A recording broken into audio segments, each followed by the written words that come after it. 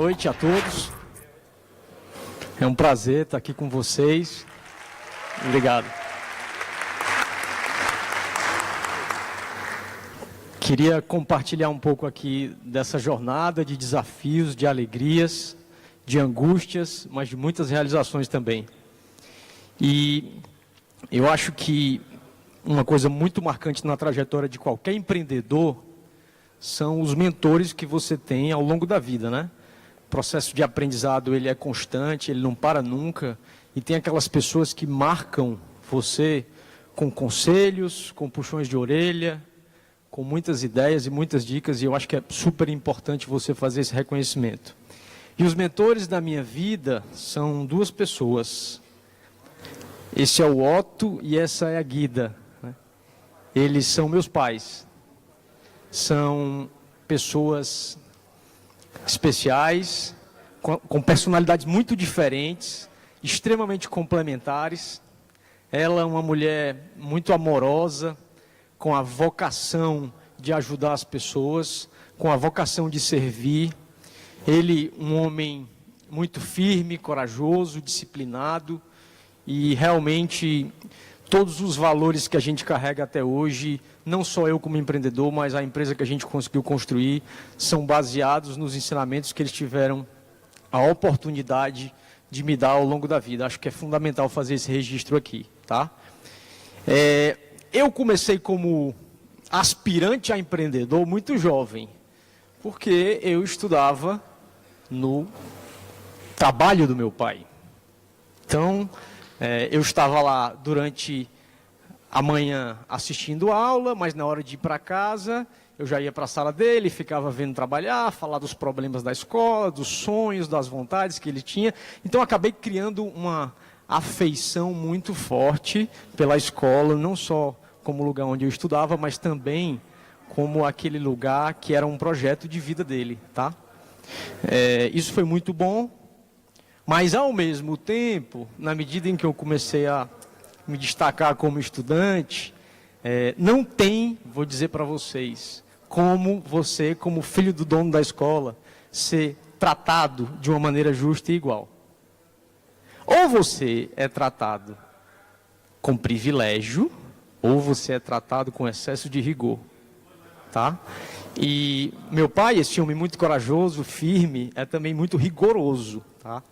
Então não tenham dúvida, eu fui tratado de uma maneira muito dura, tá? Se eu tinha algum privilégio, na realidade não era eu que tinha, era ele, que era informação privilegiada. Porque eu tinha bastante energia e estava me aventurando enquanto adolescente. Eu lembro muito bem um dia que ele chegou à noite em casa, tirou um papelzinho do bolso e eu falei: pai, boa noite, tudo bem? E aí, como é que foi? Tudo bem, nada. Eu tenho aqui o professor A, B, C, D, E e F, todos reclamando do seu comportamento em sala de aula. Como é que você vai me responder isso? Não, pai, me desculpe e tal. Então não tinha como você sair da linha, né?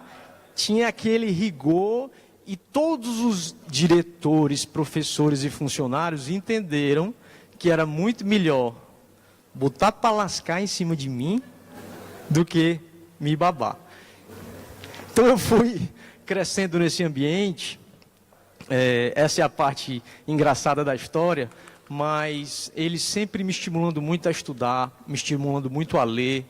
Eu lembro que de manhã cedo ele saía e eventualmente colocava um pedaço de jornal ou revista embaixo da porta do meu quarto, sublinhando com partes interessantes de uma matéria que poderia me despertar o interesse. Falava do Ayrton Senna ou alguma coisa relacionada a esporte.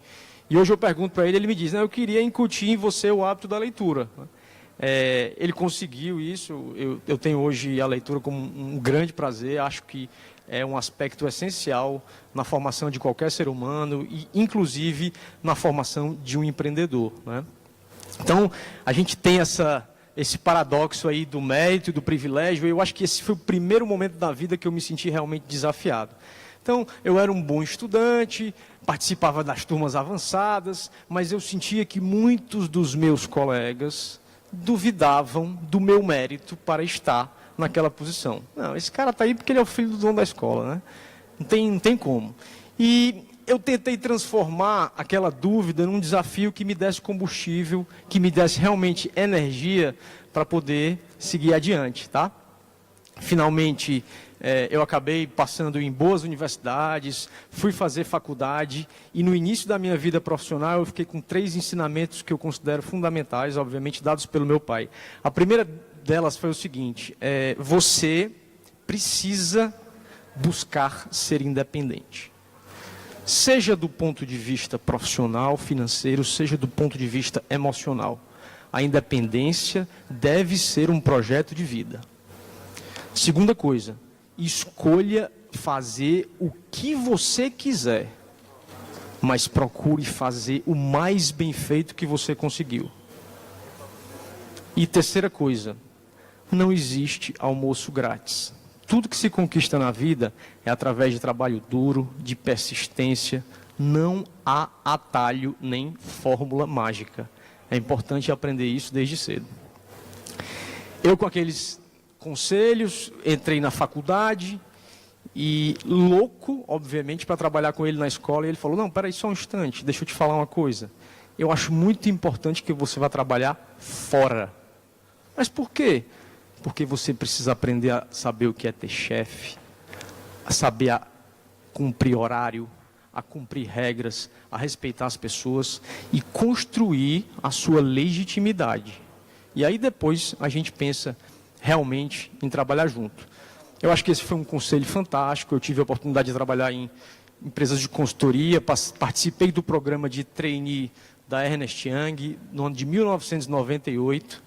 Era então o programa de trainee mais concorrido aqui do Ceará. Foi uma oportunidade de aprendizado fantástica. Acho que me deu realmente mais marra.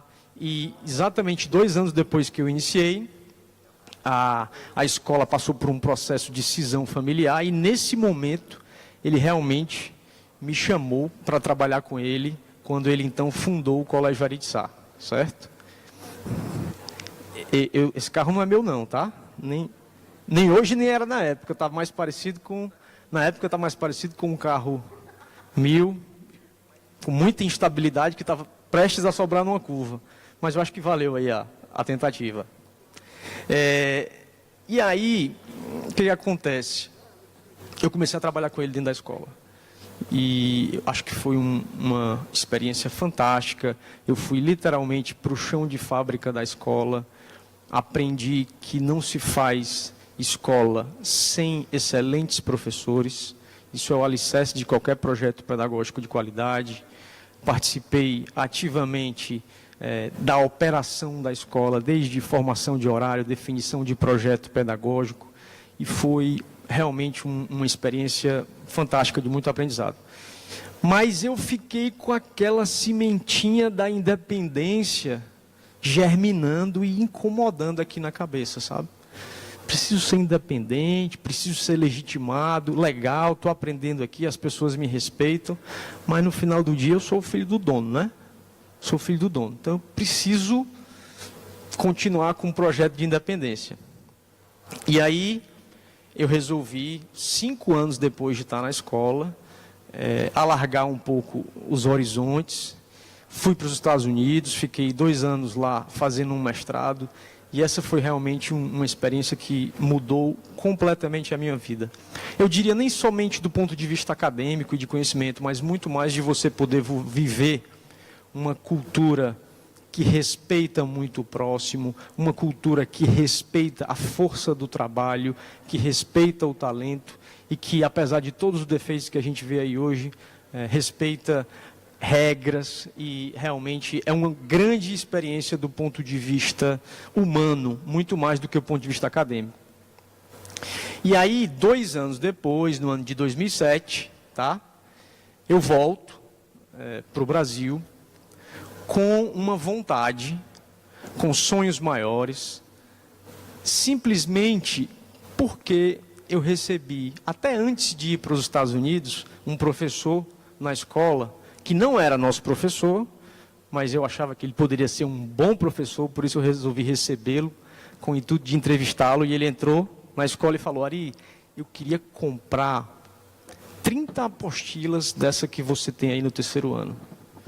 E eu disse, professor Sérgio Henrique, era o nome dele, essas apostilas não são para venda, elas são para consumo interno.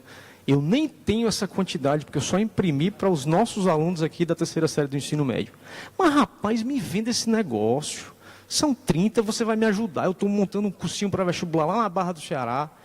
E eu respeitei a persistência dele. Tá bom, Sérgio. Não conhecia o cara. Vendi as 30 apostilas para ele. E aí ele me chega 6 meses depois, com uma série de apontamentos de erros da apostila. E a gente, com esse espírito, né, de melhorar a escola, tinha fundado uma instituição nova. A gente adorou aquilo, né? Então, Sérgio, o que a gente pode fazer aqui? Não, vamos mudar a ordem cronológica dos conteúdos. Tem exercícios aqui que não estão de acordo com a teoria. Dá para melhorar muito aqui. E eu tenho mais 2 caras, Ari, amigos meus.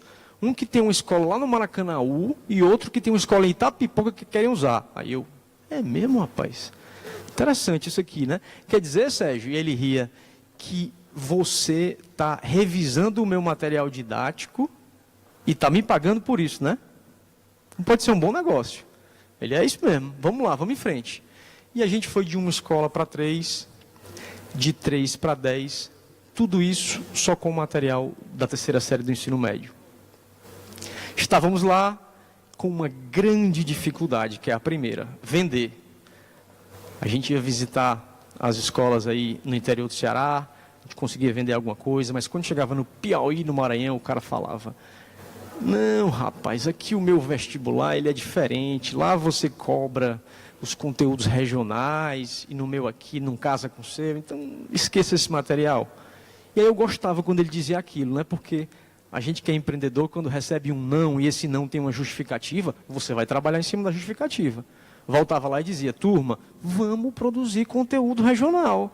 Vestibular por assunto da Universidade Federal do Maranhão, do Piauí, do Rio Grande do Norte, o que tiver, o que é história e geografia lá? A gente começava a produzir. Voltava lá o cara, não, mas não é só isso, tem muita diferença.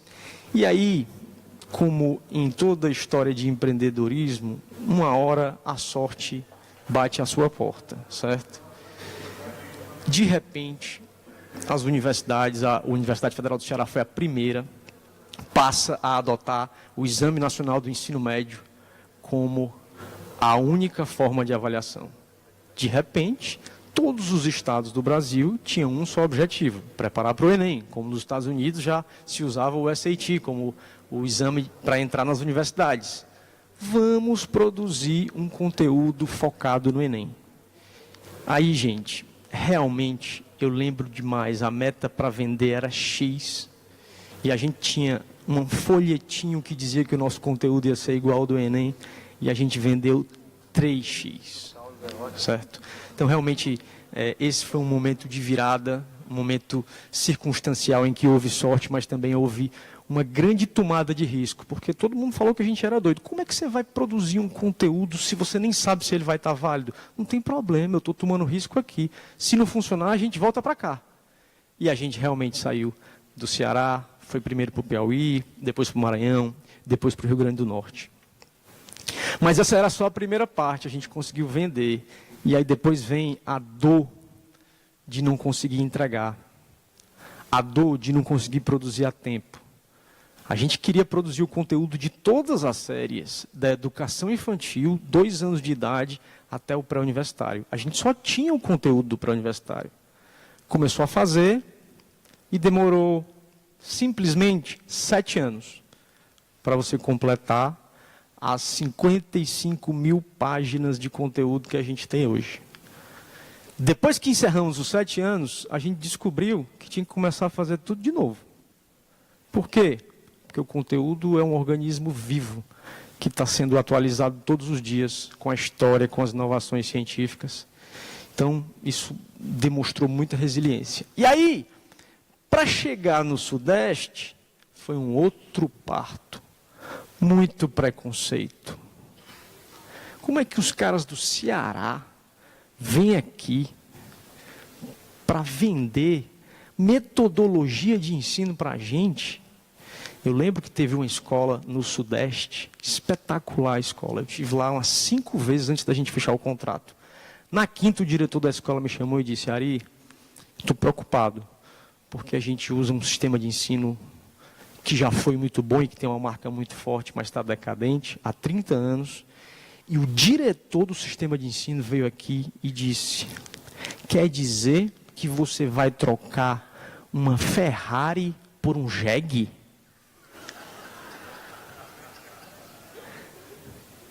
E aí, como meu pai bem me ensinou, toda vez que um competidor ou um concorrente lhe fizer uma raiva, debochar de você, você responde canalizando a energia para o trabalho. Você responde canalizando a energia para a qualidade. Essa é a melhor resposta que você pode dar. E eu disse: professor, eu lamento que ele esteja dizendo isso, mas o nosso jegue é um jegue turbinado, viu? Turbinado. Essa escola está conosco até hoje, é uma escola de referência lá no Sudeste, por quem a gente tem realmente um carinho muito especial. E a gente foi literalmente passo a passo, literalmente dia após dia, com muito trabalho. Hoje a gente está presente em todos os estados do Brasil com o nosso sistema de ensino, o que é um grande orgulho para a gente que é cearense.